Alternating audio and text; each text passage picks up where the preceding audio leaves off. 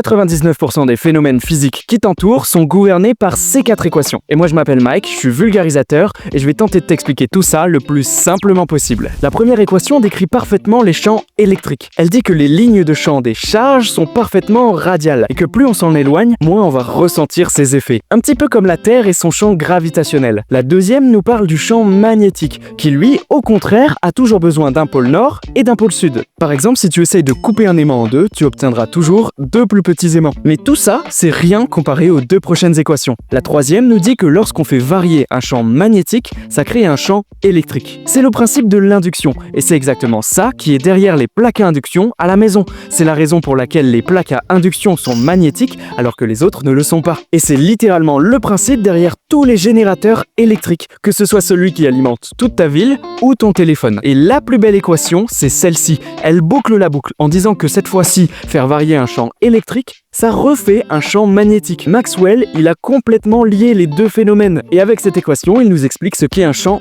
électromagnétique et comment une onde peut se déplacer dans l'espace sans besoin d'un quelconque milieu pour le transporter. Et tu sais ce que c'est une onde électromagnétique? C'est de la lumière.